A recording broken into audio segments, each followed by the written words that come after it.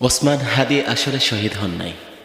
আমাদের অনেক রকমের কথা, অনেকে অনেক কিছুই প্রশ্ন করতেছি যে ওসমান হাদি ইসলামের দৃষ্টিতে শহীদ কিনা।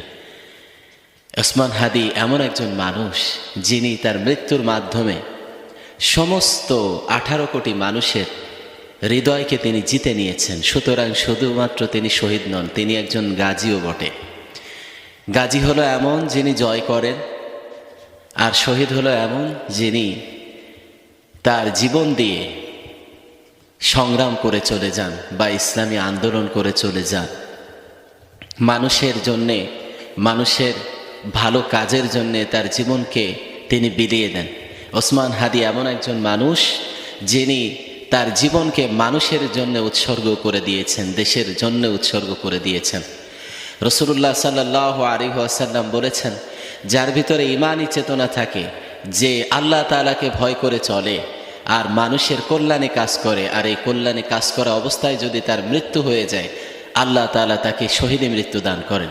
সুতরাং ওসমান হাদি একাধারে তো শহীদ এবং তিনি মানুষের মনকে জয় করে নিয়ে তিনি গাজীও বটে। সুতরাং আমরা শুধু তাকে শহীদ বলবো না, তিনি একজন শহীদ এবং গাজী উভয় দুইটাই তিনি স্বীকৃত হয়েছেন।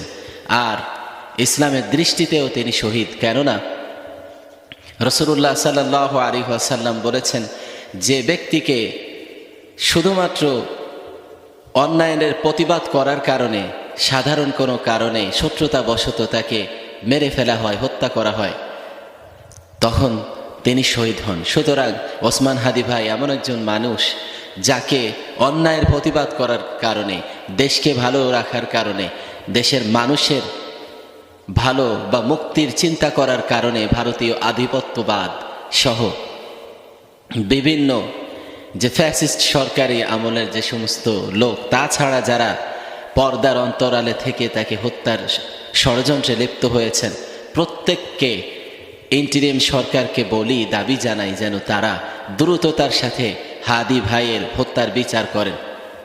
আর সাধারণ জনতাও একতাবদ্ধ হয়ে যেন যারা ফ্যাসিস্ট ছিল তাদেরকে রুখে দিতে পারে, সেই কামনা ব্যক্ত করে